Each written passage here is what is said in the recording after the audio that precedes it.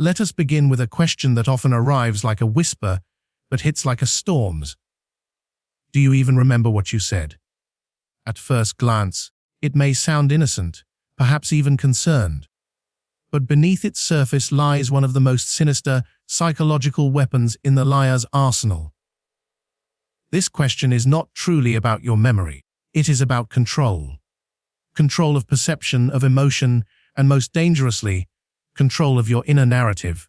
You see, the liar, in psychological terms, is often entangled in what we call projection. Projection is not merely a defense mechanism. It is a psychological blindness.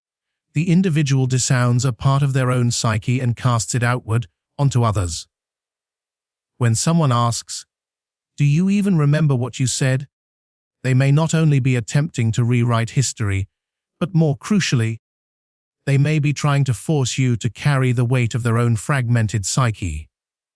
The unconscious mind is a vast field of forgotten truths, and a liar lives in the shadowlands of that field. They cannot bear the burden of their own contradictions, so they force you to carry it. This question becomes a sleight of hand, a trick of the psyche, through which the liar attempts to seed doubt into your very perception of reality. What happens inside you when you hear those words? Do you even remember what you said? Your memory begins to scan itself. But memory is fragile. It's not a perfect recording. It's a reconstruction, rebuilt every time we recall it. And the liar knows this. They weaponize the natural fallibility of memory against you.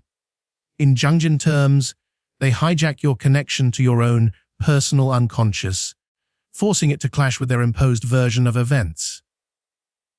Suddenly, you begin to feel disoriented, not because you've lied, but because someone else has infected your reality with doubt. And once doubt enters, truth begins to tremble. You think, maybe I did say something I forgot. Maybe I'm the problem. This is how the liar survives, not by convincing the world they are truthful, but by making others question their own clarity. Now pause. Reflect. Have you ever been in such a moment when the other person's certainty felt sharper than your own memory? That is the psychological trap of projection. In this moment, the liar is not merely accusing you of forgetfulness. They are projecting their own inner chaos onto you. Their own disconnection from truth is being mirrored into your experience. Carl Jung often spoke of the shadow, that hidden, disowned part of the psyche that contains everything the ego refuses to see. The liar cannot see their shadow. They cannot face their inner contradictions. So they turn to you and ask a question that carries the weight of their denial. Do you even remember what you said? This is not a question. It is an accusation masquerading as confusion. It is a strategy designed to reverse the emotional current, so that the one who deceives becomes the one who is wronged, and the one who seeks clarity becomes the one who must apologize. Why is this important? Because when this happens, you lose touch with the compass of your psyche. What Jung called the self, the archetype of wholeness. The liar's question becomes an obstacle between you and your inner truth. They hijack your inner dialogue and inject it with their own projections. And once you begin to defend yourself from lies you never told, you become imprisoned by a reality that is not your own. The liar survives not by creating new truths, but by dismantling your relationship with your own voice. And this question, so simple, so disarming, is often the first blow. It invites you to betray your own experience, to reinterpret your words, your intentions, your feelings, not through the lens of clarity, but through the distorted mirror held up by the deceiver. You must be vigilant. In Jungian analysis, the path to individuation, the journey to becoming a whole person, demands that we recognize projections and withdraw them. But it also requires that we defend against the projections others cast upon us. The liar is not just dishonest, they are a fractured soul trying to survive by splintering yours. In this moment, when you hear that question, the real battle is not with the other person, it is within. Will you defend your inner voice? Will you trust your own psyche, or will you surrender to the illusion that you do not know yourself? The liar cannot stand in the presence of someone who knows their truth. That is why they ask. That is why they press. That is why they sow confusion, because your self-possession is the threat. Your memory is the light that burns their shadow. So when you hear, do you even remember what you said? Understand this is not a question, but an invitation to forget yourself.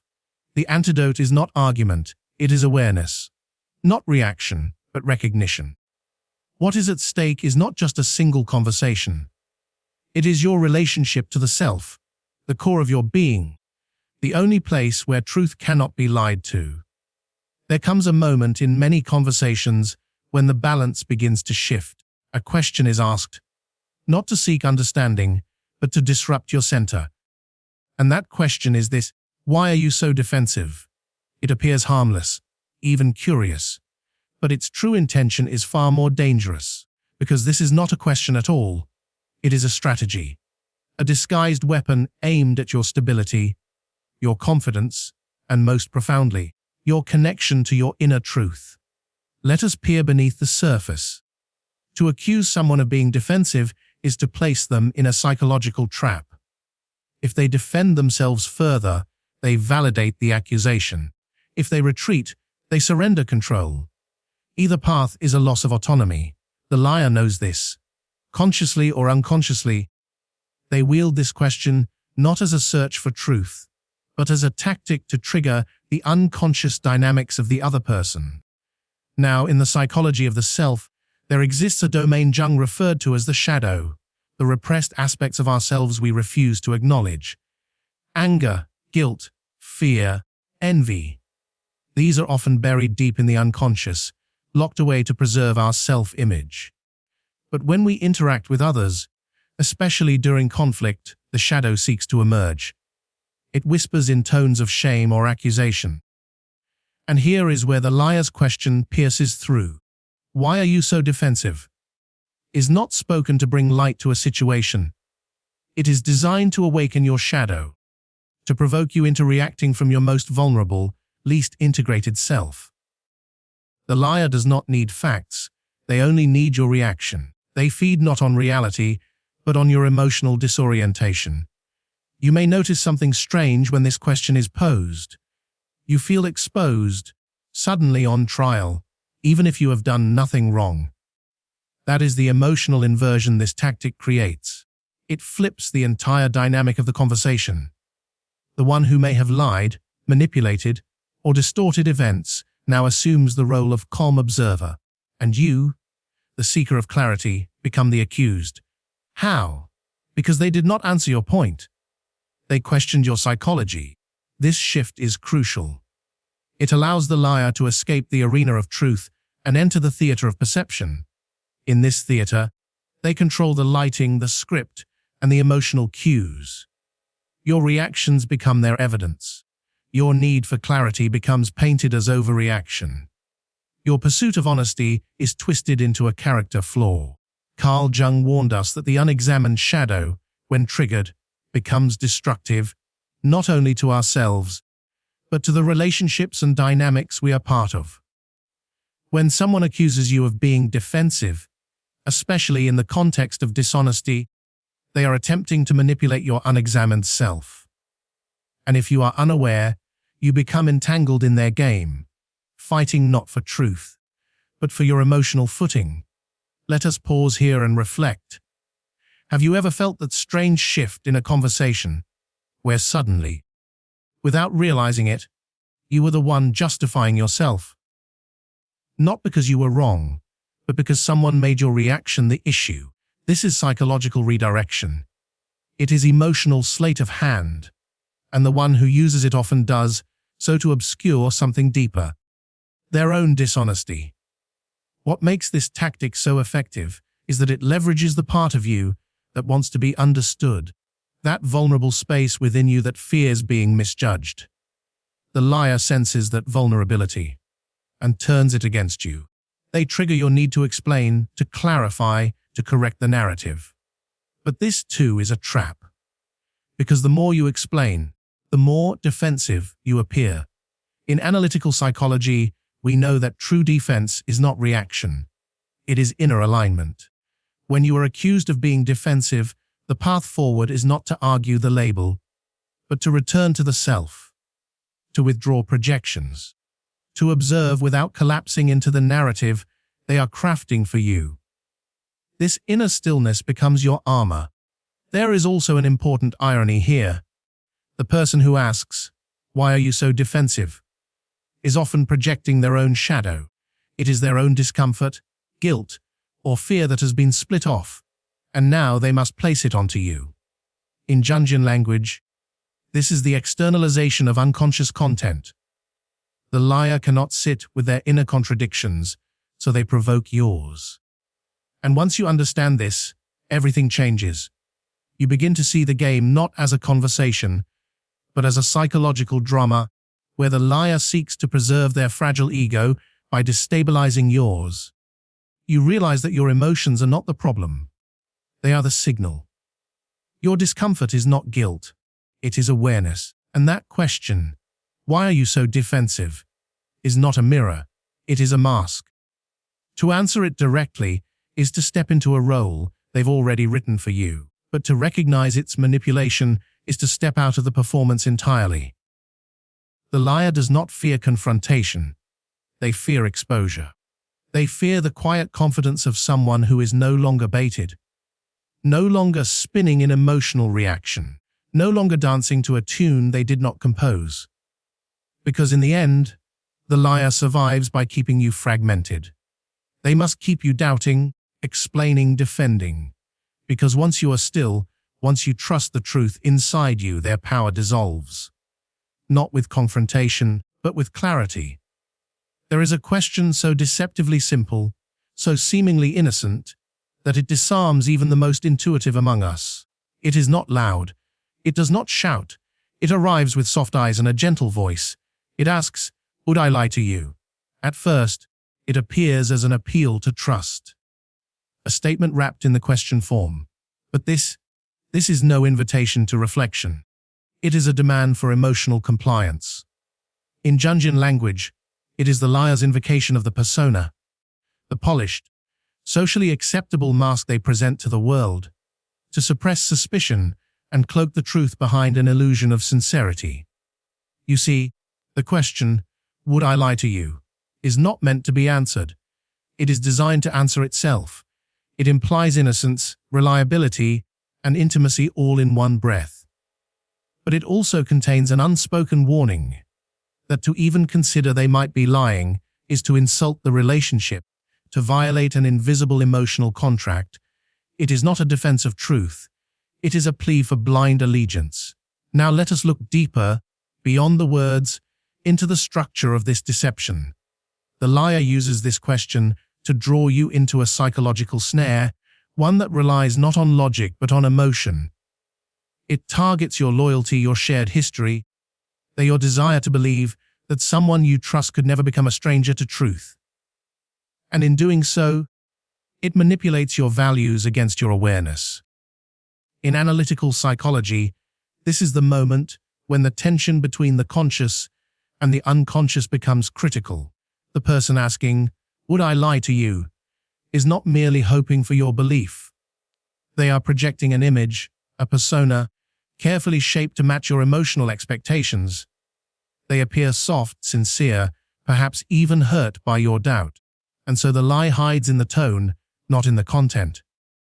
It hides in the emotional theater they perform. But what the liar truly fears is not that you will answer yes. What they fear is your silence. Because silence is the gateway to your own intuition.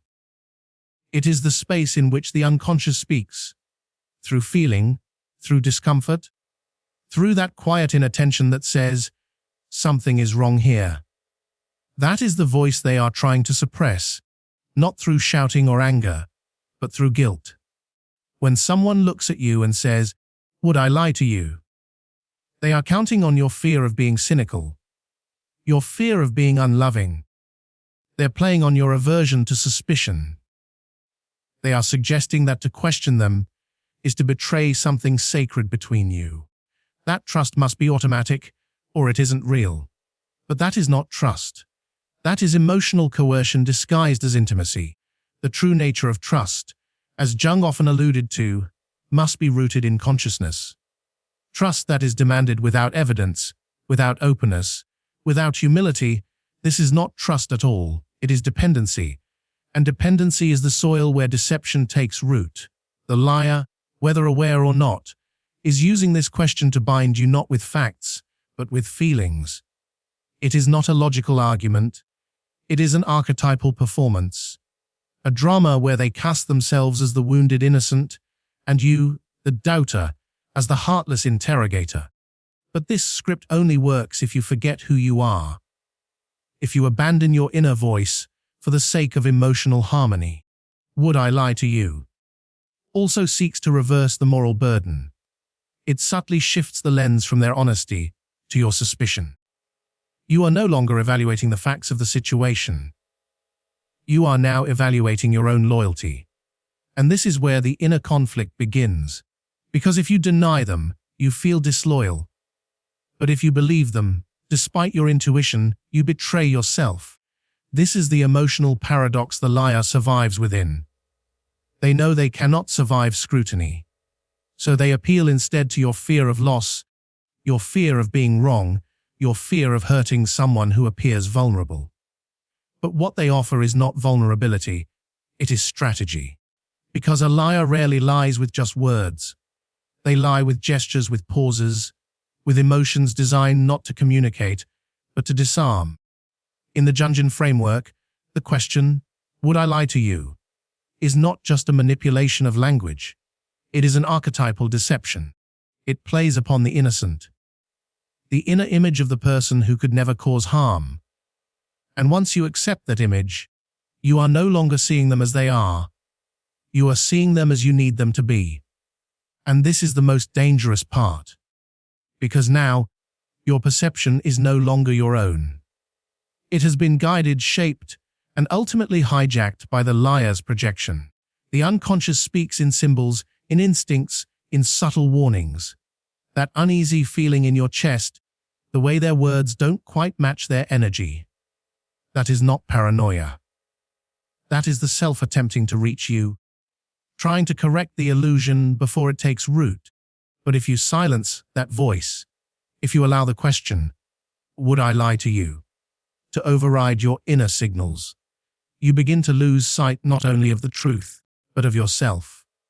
Because at its core, this question is not about trust, it is about control, not about reassurance, but about dominance over your perception. And if they must ask it again and again, perhaps they already know the answer.